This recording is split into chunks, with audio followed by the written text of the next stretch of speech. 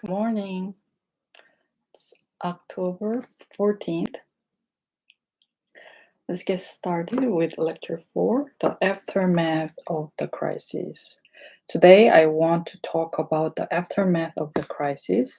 To recap, I talked last time about the most intense phase of the crisis in the late 2008 and early 2009, financial panic both in the United States and in other industrialized countries, the threat to the stability of the entire global financial system, the Federal Reserve, in its lender of last resort role, working, not working, but working with others, provided short-term liquidity to help stabilize key institutions and the markets.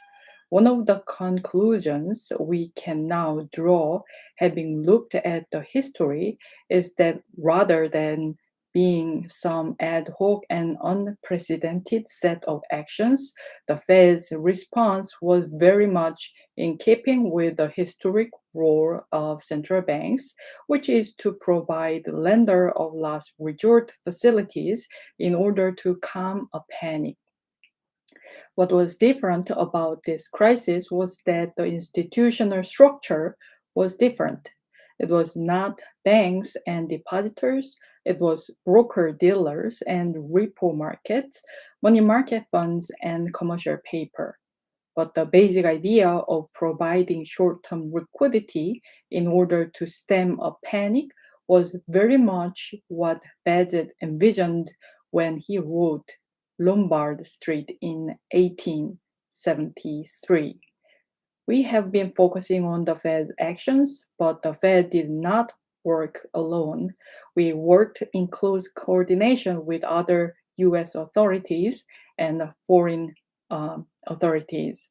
For example, the Treasury was engaged after the Congress approved the so called TARP legislation. The Treasury was in charge of making sure that banks had sufficient capital, and the US government took an ownership position in many banks that was essentially temporary.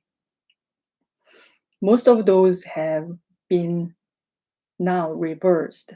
The FDIC played an important role. In particular, the 250,000 deposit insurance limits were raised essentially to infinity for transaction account.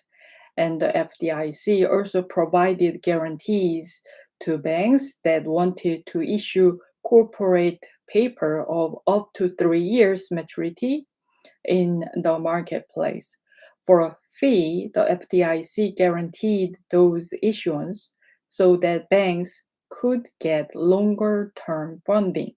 So this was a collaborative effort between the Fed and other US agencies. We also worked closely with foreign agencies.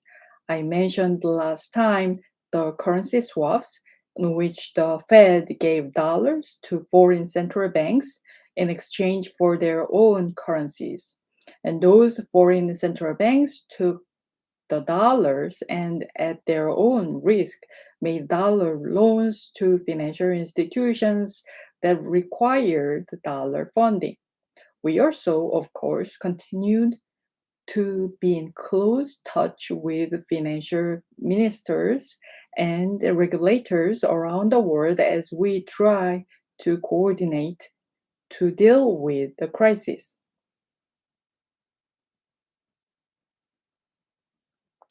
Putting out the most intense phase of the fire was not really enough. There was been there has been a continuing effort to strengthen the financial and banking systems. For example, in a quite successful action that I think was very constructive, the Fed, working with the other banking agencies, led stress tests of the 19th largest US banks in the spring of 2009. This was not long after the most intense phase of the crisis. In an unprecedented way, we disclosed to the markets what the financial positions were of the major banks. Those stress tests, which confirmed that our banks could survive even a return to worse economic and financial conditions, created a great deal of confidence in investors and allowed the banks to raise a great deal of private capital and in many ways, in many cases, to replace the government capital they received during the crisis. The process of stress testing has continued. Just a couple of weeks ago, the Fed led another round of stress tests, a very demanding set of stress tests. Our banks did quite well. They have raised a great deal of capital even since 2009.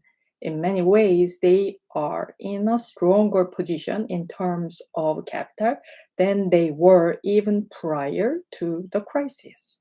So these are steps that are being taken to try to get the back.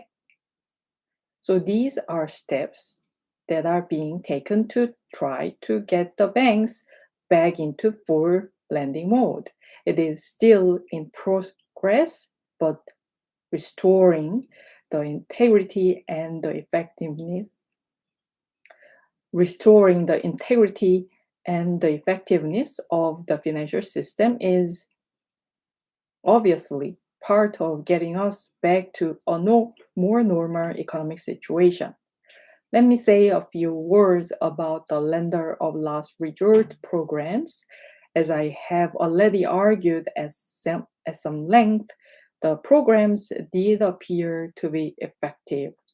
They arrested runs on various types of financial institutions and they restored financial market function. The programs, which were instituted primarily in the fall of 2008, were mostly phased out by March 2010. And they were phased out really in two different ways. First, some of the programs just came to an end, but more often in making loans to provide liquidity to financial institutions, the Fed would charge an interest rate that was lower than the crisis rate, the panic rate, but higher than normal interest rates. And so as the financial system calmed down and rates came back down to more normal levels, it was no longer economically or financially attractive for the institutions to keep borrowing from the Fed. And so the program wound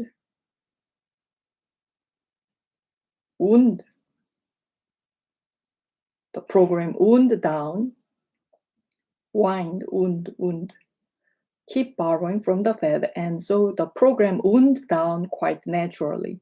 We did not have to shut them down.